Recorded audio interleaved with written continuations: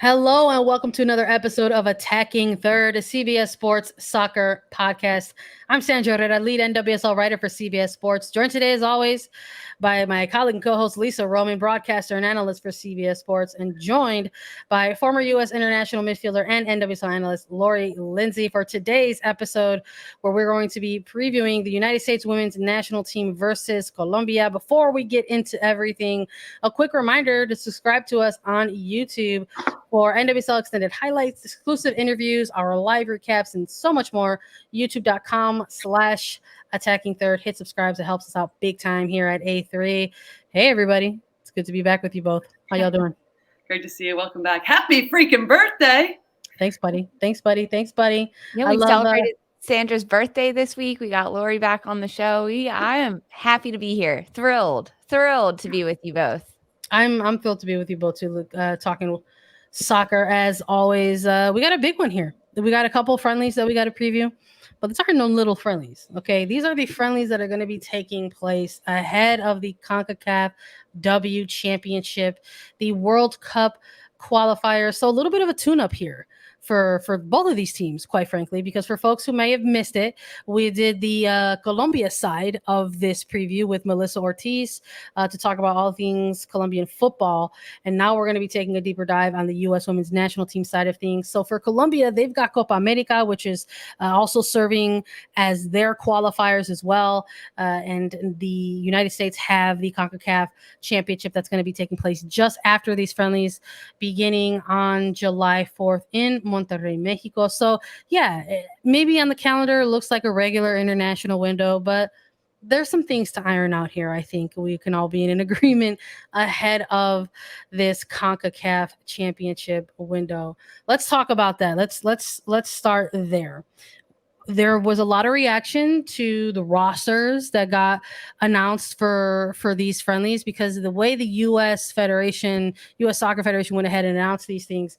They announced that the Vlaco had named a number of players on the roster, but it was a dual roster. Here's 26 players who are going to be available for these June window friendlies. But within these 26 players, here are the 23 who will also be heading to CONCACAF Championship in Monterrey. So let's start there. Let's talk about how there are going to be two games, both on the 25th, on Saturday, June 25th, and Tuesday, June 28th. The first in Commerce City, Colorado. The next in Sandy, Utah. For both of these matches, and a little bit of, like I said, I refer to it as a tune-up. So I think maybe let's start with the fact that that's kind of maybe the storyline going into this one. When those rosters dropped, we can both agree that there were a handful of players within this roster that probably need to get a little bit of a run out before they go and face off in kind of a very big tournament that's going to have implications for qualifying for the World Cup and going to have implications for qualifying for the Olympics. So I'm going to go with you here first, Lindsay, because you are a former player. You have the experience that Lisa and I don't have and can't give insight to. When you are getting ready, when you are getting in the mind space to sort of take on this sort of tune-up game, let's say, there's these matches that take place ahead of a very big tournament, and we're going to see them happening this week. We've seen it happen before with those Olympic send-off games, World Cup send-off games. What's the mindset like as a player going into these type of games ahead of such a big tournament? Yeah, I think it's kind of exactly what you said. It's a tune-up, right? And I think we've talked about this on the U.S. Women's National Hour and even on just Attacking Third in general about, gone are the days when the U.S. gets to come in and like have a plethora amount of time, these players together for leading up to these like major tournaments or the qualifications. So it is important to get players connected on the field as much as possible. So as much as I think some of us would like to see rotation of the lineup, or even some of the three players when there's a 26 group, some of the three players, particularly like a Sam Coffey, Carson Pickett, Jalen Howell, the three getting some time in there. I'm not so sure we will, because historically we've also seen Vlaco go with fairly similar lineups when there's been like back-to-back friendlies as well in different international breaks. So I think we're actually going to see a fairly similar lineup in both of these that we'll see headed into the qualifiers, just to get solidified with what group he wants, get them some connectivity out in the field. And then obviously once you get into the tournament, you'll start to see a little bit more rotation and then subs made at different times depending on score lines and the details within the game. But for these two, I think we'll start to see very much a similar lineup and not a ton of change. I agree with that because although it would be great to see Carson Pickett, Sam Coffey, Jalen Howe get minutes, right? Significant minutes, see how they compete with the national team. Even if they don't see time in either of these June friendlies, they are at the training camp. And that's a huge assessment tool for someone like Vlatko Andonovski for the future, because he knows that these three aren't necessarily, they're not coming to Colombia, or excuse me, they're not coming to Mexico for the W Championship. They are here purely to be evaluated in training and see how they gel with other players. And to have them in that professional training environment with the national team is huge for those players. But he is looking ahead to the W Championship and qualifying for the World Cup and potentially the Olympics, and having so many players, just 10 of these 23 that are going to Monterrey, Mexico, have experience in World Cup or Olympic qualifiers. The other 13, they are making their debuts at the senior level in this type of environment, which is huge. That's a huge stepping stone to be in that type of situation, in that type of environment. Also not on American soil, right? They're going to Mexico. And because of that, it's a whole different factor about the facilities and the field and the fans and who's going to be cheering for them. And all of those things come into play. But specifically, when we look at just the two friendlies coming up against Colombia, I agree. Unfortunately, I don't think we're going to see Pickett, Coffey, or Howell get minutes. However, I agree with Lori 100% in that the lineups that we'll see from one game to the next will be pretty consistent. And depending on how they do and how they mesh well together, I would expect to see that come July 4th when the U.S. starts to play in the W Championship. But it's still a huge experience, right, for these three extras that are getting called in. And I mean, I would love to see them, but I doubt that's going to happen. I just think it's too close. I'm with the both of you. I think looking ahead to things, we're talking about a game on the 25th, a game on the 28th, and then boom, July 4th, this tournament is kicking off. It's just too close of a window to still try to have maybe this thought process of let's try to get some looks at other players in other positions here. Like that's the window for that is shut. It is absolutely closed. And we talked a lot about how this roster, there were things like injury, there were things like pregnancy that were coming into play that kind of shaped this roster for the United States going into the qualifiers and essentially these two friendlies as well.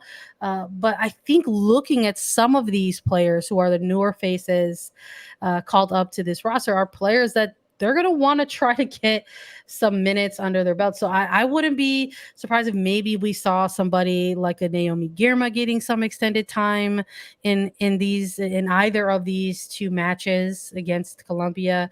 And I'm a little curious as to where they see somebody like a Taylor Korniak, if she's going to be utilized in the game plans in an extensive for an extended amount of time or minutes in either of those games. So I think there are certain things positionally that I think we can maybe look at and say that we might actually see a new face technically here or there within these friendlies, but for how long and for how often, I think that's a little bit up in the air still, and we'll see. In terms of a starting lineup, are there actual players across this roster that you do want to see get some extended time, whether they're newer players or players that have been mostly called in under Vlatko Andonovski over these last 6 months? Like, is there that concept, Lori, where maybe at this point in time, what somebody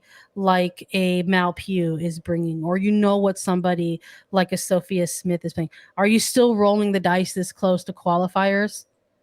Well, we do know what they're bringing. They're bringing MVP status in the NWSL right now. Goals. No, I mean, I think those two for sure are givens. Like they're for two of the first players that you're putting on that start sheet, right? Going into these games. And I don't think that will change as long as there's like little factors, because everyone's a little bit in different areas of accumulation of NWSL games. So that does have to be taken into factor of where people are headed into these games. And that's one of the main reasons why I see if there's any changes outside of like what Vlatko is really kind of like, this is what we're going with, would be just that. Like how are players managing fatigue? Because a Washington Spirit player would look very different than maybe a Gotham player who's played like 3 less games or something, let's just say, right? I'm just throwing that out there with the amount of games in a short amount of time. So, but there's certainly players that I want to see. I mean, I think even when we did our last prediction on what our starting lineups would be, I would like to see Girma and Cook in that back line, right? You know what Becky Sauer is going to bring. Becky Sauer is going to bring you. She, depending on how many minutes or if you want her leadership back there, great. But I do think it'd be interesting to have a Girma and a Cook as a starting partnership. A Huerta on the right side, I would love to see. Fox on the left. So there's some players. I mean, I like your shout out about Korniak. And depending on how it's going in camp, we'll see. I don't know necessarily she'll get a start in these games, but there might be 1 or 2 tweaks that are a bit of not a surprise, but that he might go with a different look. Otherwise, I think that we might see a typical group that he has rolled out going into these games. I mean, looking at the forward line, I'm pretty sure we can all agree it's going to be Mallory Pugh, Alex Morgan, Sophia Smith to get the start up top. And he's even said that those are players that he wants to get time together and consistent minutes on the pitch. Frankly, for me, in goal, I want to see Aubrey Kingsbury get a start and maybe a full 90. She's only got 1 cap with the national team. Casey Murphy, she's got 4 heading into this one. However, I think Kingsbury deserves more time and more consistency. We know Alyssa Nair is going to be the one for the U.S., I think, at this point. But I want to see Kingsbury get a full game, a full 90, get the start, see what she can do in a back line, especially in possession with the U.S., right? Who may not face that many shots. How can she organize and lead from the back? You can still assess a goalkeeper's talents and skills and leadership in that sense. Totally agree.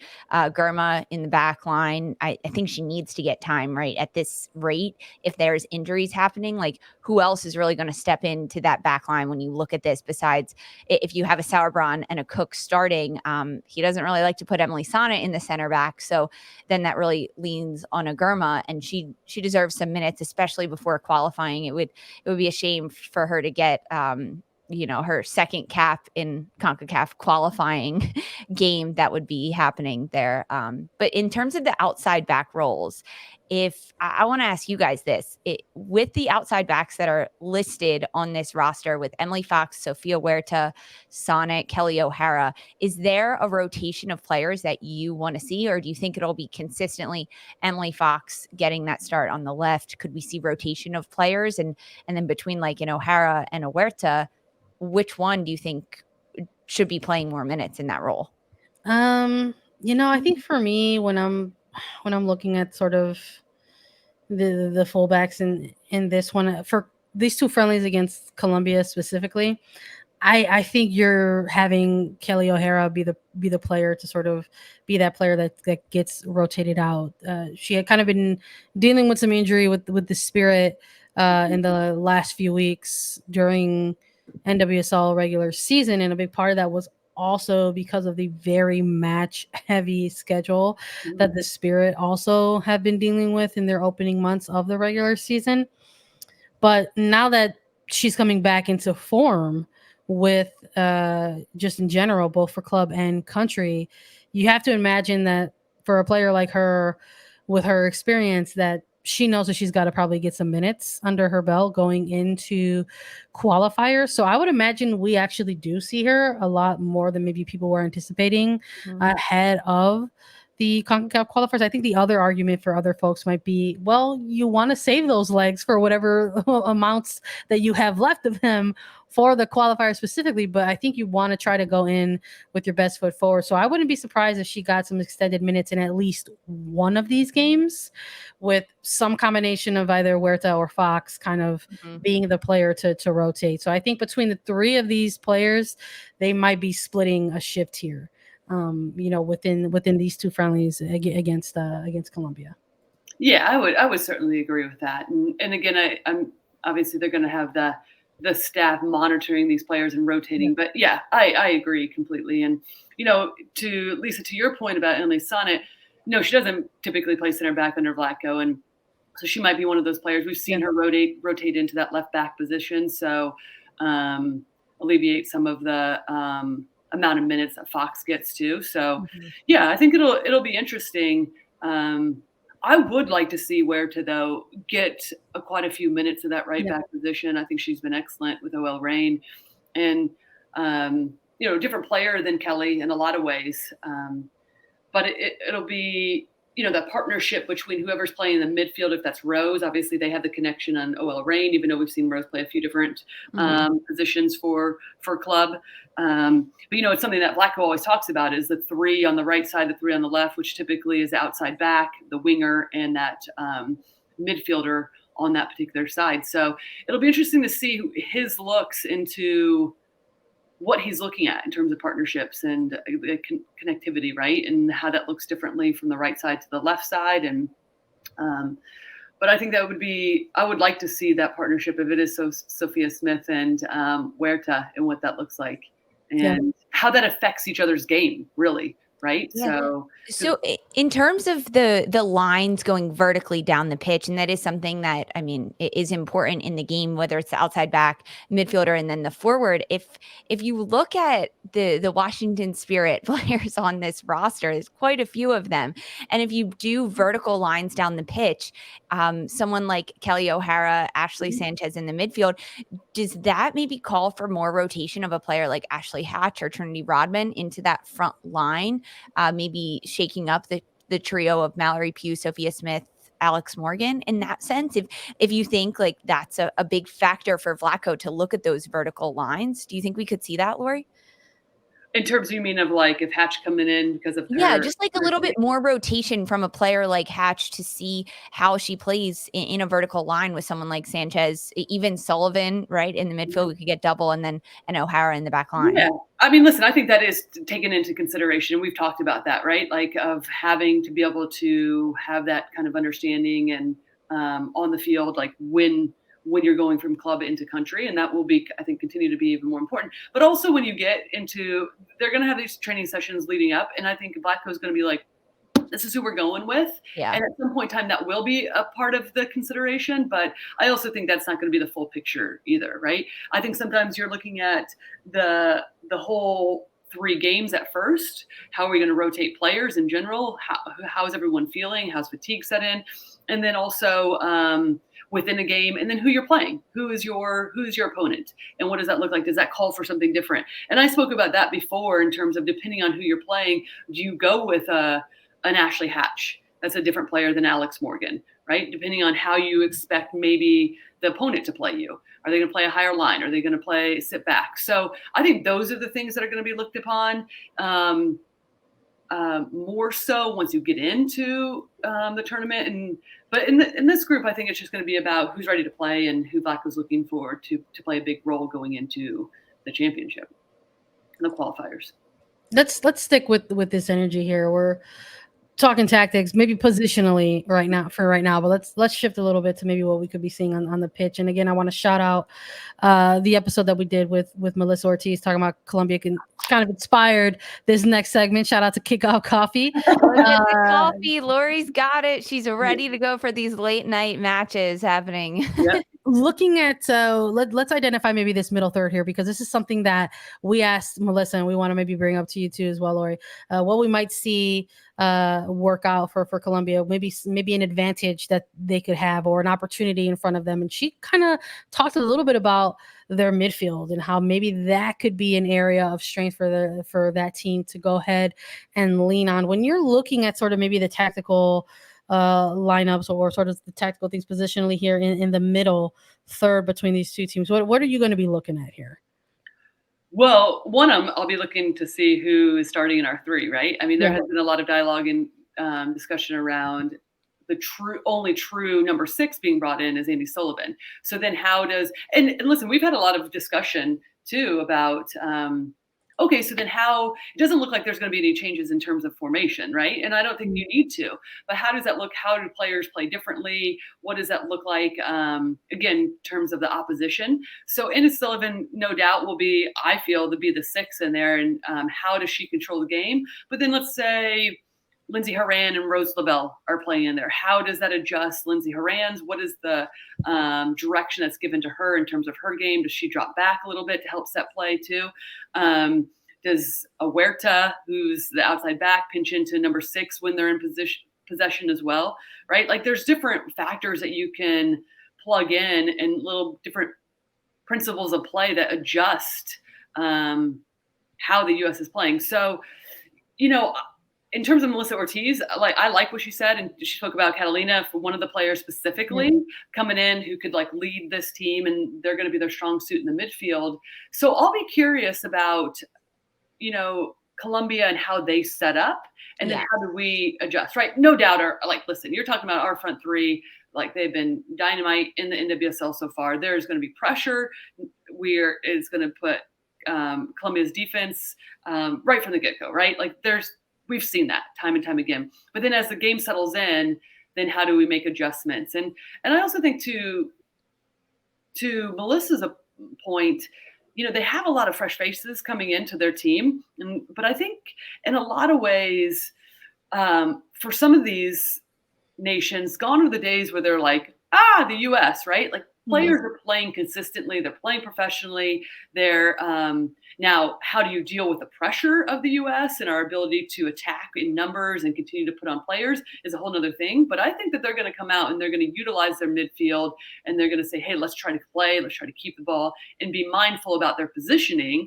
So I think that'll be an interesting adjustment and it'll call for action for Andi to step in and, dictate play. And I'm excited about that because I think Andi in this first part of the NWSL hasn't had a lot of consistent minutes coming back from injury, right? And there has been rotation previously in that 6th position with the national team. So I think it's a really great opportunity for her.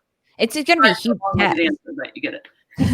It's going to be a test for them, and not in a test the way that some fans are going to say, if the scoreline ends up being a bit lopsided, because it's still a test of the consistency and how this team and this group of players can problem solve on the pitch, because so much of it is how Colombia is going to set up, right? Vlatko Andonovski and this midfield, or rather the entire 11 on the pitch, can have a game plan as to what they want to do. But if they realize in the first 5 minutes of this match that Colombia has overloaded their midfield and they've really stacked a lot of players in there to make it very congested, how does the United States respond to that and react to that?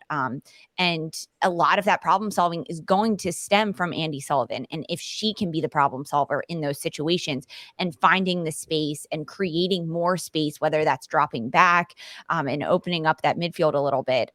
Lori, one thing you mentioned that I thought was very interesting, perked up my ears on that, is a double pivot in the 6, or rather if a Sofia Huerta on the outside will come in. I don't think that's going to happen. I really don't. In terms of how the United States has historically played against Colombia, these two teams played in January of 2021. And in that match where the midfield for Colombia was also very strong. A lot of the space was on the flank. And a player like Sofia Huerta is someone that you want to keep out wide. Although she can play in the middle and she can problem solve because she is so versatile, her strengths are on the width of the field and getting the ball into the space, combining with those midfield players, bringing herself farther down the field into attacking positions. So I don't foresee a Huerta or an O'Hara, whoever the outside backs may be, a Fox, cutting inside in that sense. Okay, yeah, let me explain a little bit more then what I'm saying, because like, let's say Fox does have the ball and she's providing the width, right? And it's on the other side. I'm not saying Huerta is just going to cut inside all the time. I'm saying you don't ultimately want Huerta and Sophia Smith, if they're playing on the right side, staying in the exact same line, because that's predictable. And when teams are organized defensively, which Colombia will be, then if you're just staying in the same plane or on the same line, then you're defended easily, right? So when you think about verticality and the movements, then let's say it's Roosevelt. Where is Roosevelt pulling out to? Is she going to be out wide a little bit? Is Sophia Smith going to cut in? Then you do need a Huerta to pinch in a little bit. And we do see her with that with OL. Yes. Right? We've seen her hit a brilliant goal early on in the season. It might have even been in the Challenge Cup by pinch in on top of the 18, right? Yeah, so like a weak side pinch in, a weak side coverage to support. But even if the ball is on that side, yes, I agree that Huerta is excellent in the wide areas, but you also have to look at what the game's giving you. And so if Sophia Smith is providing the width, then again, does it do any good if Huerta's just providing the width in the same plane as well? So how does the fluidity work in terms of not being, it's angles, right? Soccer's angles. So It's angles, it's where you're moving. And one of the reasons why I really enjoy Huerta's game, and we see this with Fox on the other side and Crystal Dunn when she's playing, absolutely, having a bit of a free role on what that looks like. And that doesn't mean you're just going down the line and crossing the ball. Like, they all have the understanding and the ability to be able to cut in at times. And when I say a double pivot, I'm not saying that Huerta is also just sitting next to Andi Sullivan. But in the men's game, we have seen this with Bayern Munich. They do have a player as their outside back that steps in as the 6 in possession to also like be in a place of like, when the ball does turn over, do they have cover? But then also when it does turn over or they do keep possession, you have proper angles to be able to work off of that.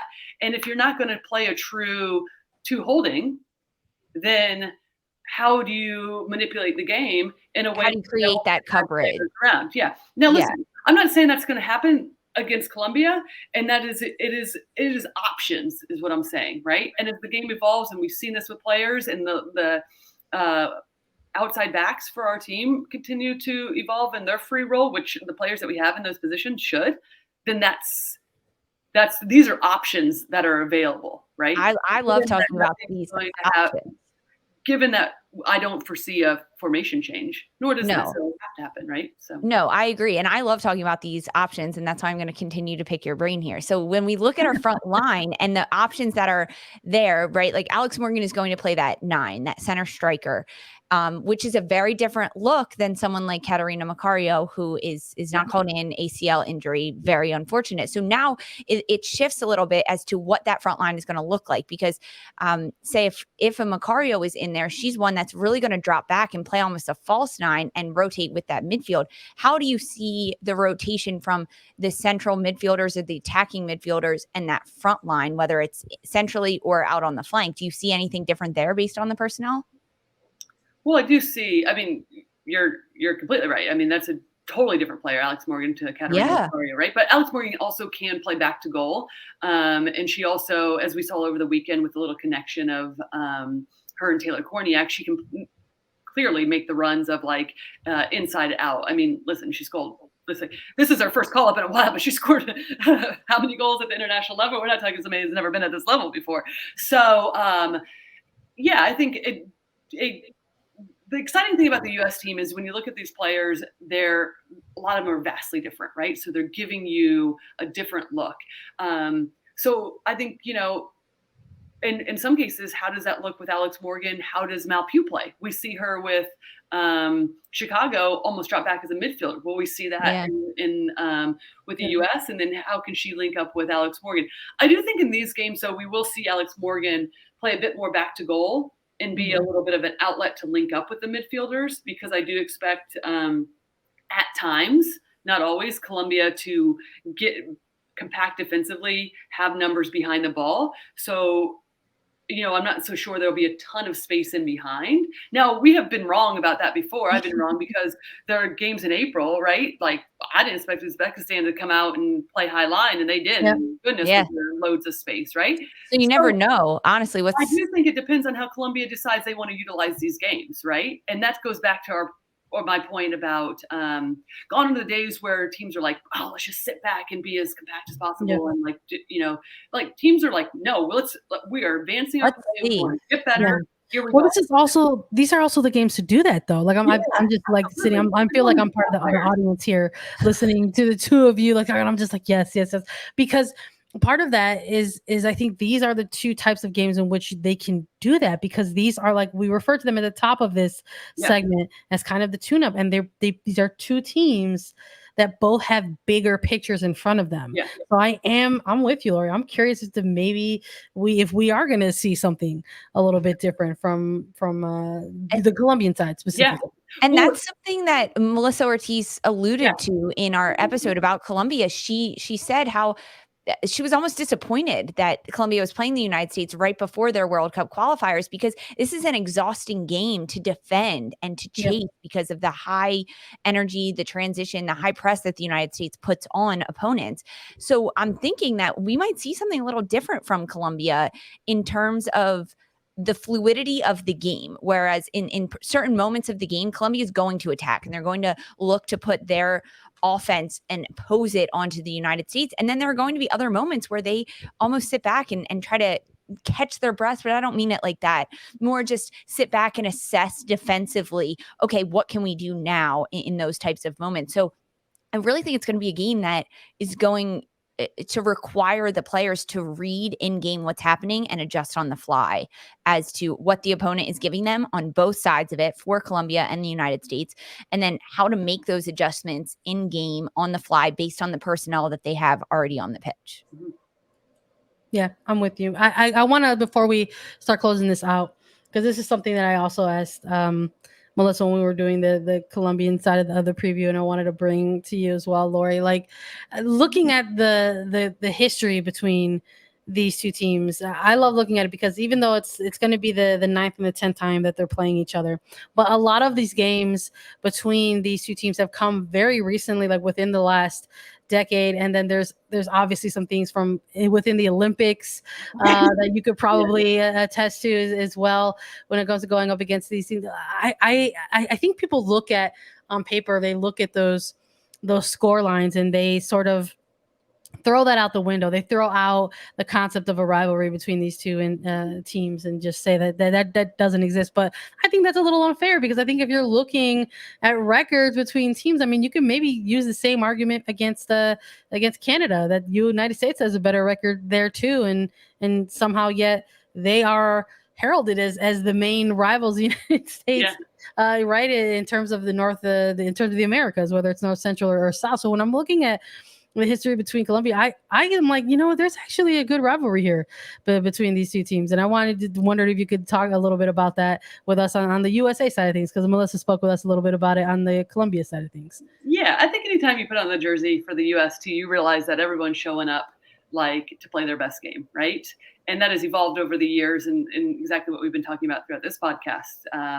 The game has grown and is growing. And so there's more opportunities, more players are playing, they're playing against best players. So, and when you play the US, you also know it's like, here we go.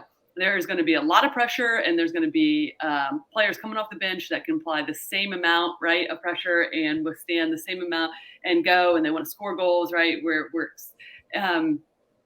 So I think that's part of it. But also on the other side is we play a lot of games, the US does. So it's a scoutable team. And so it is the most scouted. And that's a huge advantage for a lot of these players and teams coming in to understand some nuance of what the U.S. is trying to do and how to stop. And so I think that always adds an interesting element. And there's been some fun games. Like, I mean, we play, to your point about the Olympics, right? And then the World Cup. Regardless of the scoreline, I mean, this is going to be a good Colombia team, right? And they're going to be organized and they're going to be understanding what's the task at hand, about what actually is a top of mind, which is qualifying for the World Cup next month for them, right? So, yeah, I think there's always some excitement when these teams play, and like I said, regardless of the scoreline, they're much tighter than sometimes the score always shows. So, I think this is going to be fun, and there's going to be some young and new players for Colombia that will get opportunities. That is always just going to continue to elevate their nation as well. So I love that. Let's start closing it out. Let's close it out on this one, since we both agree that there's going to be a score line that's going to look a certain type of way, maybe in these games, and we're all excited to see this combination of Smith, Pugh, and Morgan in some capacity. And when you hear those names in the lineup, you imagine that yes, there will be some goals happening. So let me ask you guys this, instead of putting like a prediction or a score line on things. Who would you like to see have a big game in any of these two friendlies over the course of the next week? Who's your player that you are zeroing in on and say you want to have really good games heading into CONCACAF qualifiers? Well, I mean, I can't just do two. I can't just do one. I got to do two. And that, I was, my brain's like 3, 4. Like, yeah, go ahead, name them. Drop names. Well, listen, there would be a lot of players actually that like would be fun to like say why I think this is right and like why not. But honestly, for me, it's without dissecting it tactically and stuff, I'm going with Mal Pugh and with Sophia Smith.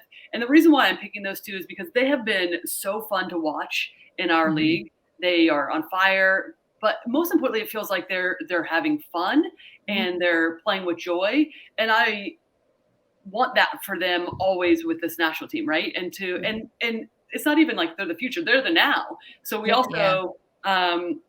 I think they know that they like people expect them to score, right? And they want to score. I mean, I think they welcome that. So those are the two players for me. It's like, I feel like it has less to do regardless of the score line. And if there is like a lopsided score line or not, it's more about those players are playing at an incredibly high level. And it more has to do with that than anything else than like how is Colombia defending or not or whatever, right? It's more about those players and what they're bringing. So it'd be those two. I agree. I mean, I love the shout to Pugh and Smith. Pugh is one of mine for sure. I want her to have a fantastic game, have fun with it. I'm expecting like 3 assists from her. Over maybe like 4 or 5 over the 2 friendlies, but like she's a huge assist player, right? And then if I look at Sophia Smith, like I want her to score goals. Like I want her to just like get so confident in finishing and shooting and finding the open pockets and slotting the ball past the goalkeeper, right? Like as simple as that sounds. But so Mallory Pugh was the one that came to mind initially for me, and like just rack up the assists, girlfriend, like go for it. And then Andi Sullivan. I want Sullivan to have a knockdown game. I want her to be firing on all cylinders, unstoppable, defensively, the biggest lock that the United States has on the pitch, center backs, outside backs, midfielders, forwards. I want her to be defensively all over the place, stopping every play that happens, and then offensively to really control the tempo of the game and switch the point of attack. Like I'm waiting for that game from Andi Sullivan where it's like, yes, you are our 6, and I am so here for it, because I don't think we've seen that yet from her, as I am owning this position and it is mine and no one can take it from me. So I want to see that game from Andi Sullivan in either of these matches, preferably both of them. But those are my players, Mallory Pugh and Andi Sullivan. I'm with you guys. Listen, I'm shocked that nobody chose a defender here on attacking third, so I'm going to go with it. We talked a little bit tactically about things, and if there's going to be some interesting matchups in the middle, I'm not going to be anti-long ball in this game at all. Why don't you just see a center back lob one over that entire middle third and see what happens when you lay it off to a Mal Pugh or a Sophia Smith? Just see what happens. I would love to see an Alana Cook or Naomi Girma assist in either of these games. I want to see it. Let me see the defenders in the scoreboard and in the scoreline. I would love to see it. So I'm going to be looking at those two, but we cannot leave off players like Pio and Smith as players that we want to see have big games, big breakout moments in these matches leading up to the qualifiers. So I'm with the two of you, but I would like to maybe see some of that as well. I think these are two center backs who have some really good vision and have some really good distribution as well. So I wouldn't mind seeing that at all. Who doesn't love a good long ball over the top? Let's see what happens. Let's see what happens. Stay tuned. Stay tuned. Thank you, everybody, so much for listening to Attacking Third. As always, follow us on TikTok, Twitter, and Instagram at Attacking Third. We're on Apple Podcasts, Spotify, Stitcher, and anywhere you listen to your shows. We're also available as video. Subscribe on youtube.com/Attacking Third. If you've got questions for us, you can leave us a 5-star review on Apple Podcasts with your question, and we will answer it during a mailbag segment. And we'll be back with a full recap of USA versus Colombia. For Sandra, Herrera, Lisa Roman, and Lori Lindsey, this was Attacking Third.